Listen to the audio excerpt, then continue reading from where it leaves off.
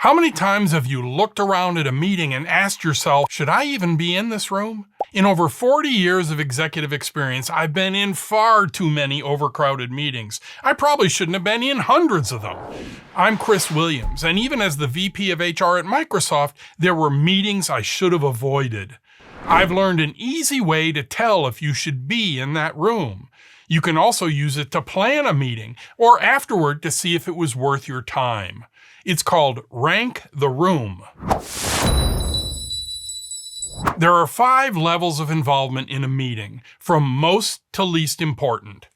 At the top, at level 5, is the meeting organizer. They called the meeting to solve a problem, explore an issue, create some result. They lead the discussion and drive the outcome. They're at the top because without them, there'd be no meeting. Just below are the level 4 people. These are people who are directly affected by the outcome of the meeting. Expected to be active participants, they have a stake in it. The results of this meeting will change what they do. They have to be there, no question. Below that are the level 3 people.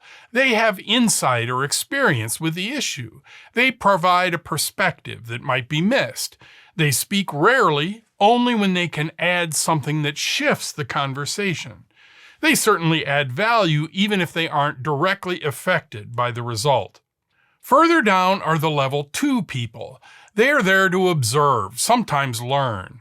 Seen yet never heard, they're often very little more than stenographers. Their absence wouldn't change the meeting outcome. And finally, at the bottom are the level 1 people. They're there because they want to be, or because someone felt an obligation to include them for some vague reason. They offer nothing and take away even less. They are often the reason the meeting is bigger and takes longer than necessary. When you get a meeting invitation, figure out your rank in the room. Do you even need to be there? Most of your meetings should be at level 4 or 5. These are the meetings that work is all about, solving problems, making things happen. Participating at level 3 should be optional, even special. Only attend if you really do have a perspective or insight that might change the outcome. Don't develop a reputation as a hanger-on, as someone who always seems to be there. If you spend most of your time as a level 3 in meetings, face it, you're just a level 2 who occasionally says something witty. Reserve your wisdom for the times when it's truly valuable and useful. If you're going to be a 2 or lower in a meeting, just decline. You'll save time and your sanity. You won't be missed. No one's keeping score of how many times they saw you this week.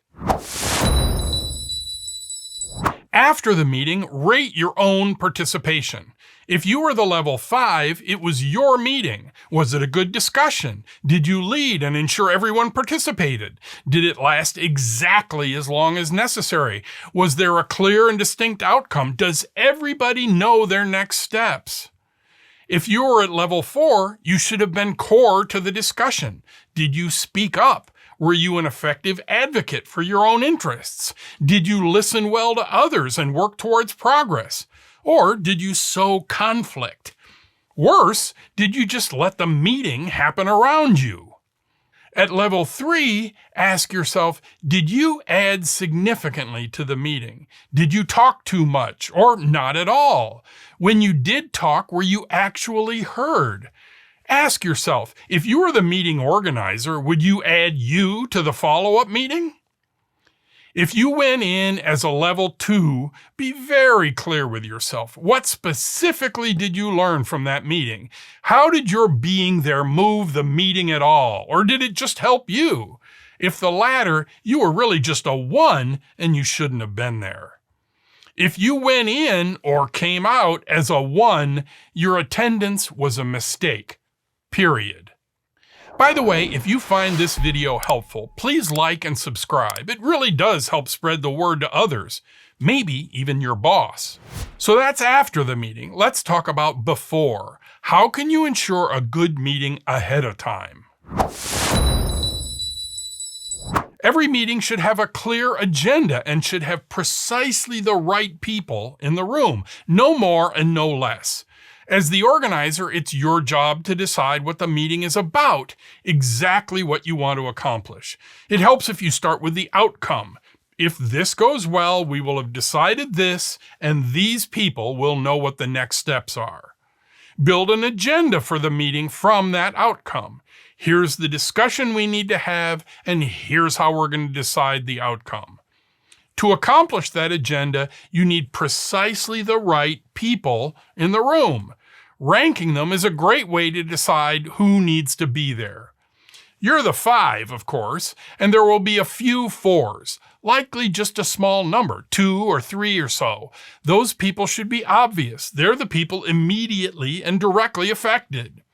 The 3s are hard. Some of the 4s will insist on bringing along their own 3s. You might think of a 3 who might be nice to have. Try to resist. Keep the 3s to just a few, the bare minimum to have a good discussion. Meeting bloat feels like it's inevitable until you realize most of the excess are 3s who shouldn't have even been there and 2s pretending to be 3s. None of them should be bogging down the meeting. The 2s are easy. Just don't do it. If you think someone's going to be a 2 or a pretend 3, just pass. And clearly skip the 1s. In fact, when you see the resulting list, go through it and check for 1s. Kick them off the invite. Actively avoid having 1s in the room. Remember, it's your meeting. Everyone 3 and below doesn't need to be there. Control that, and you win the meeting game. Everyone, including me, will thank you.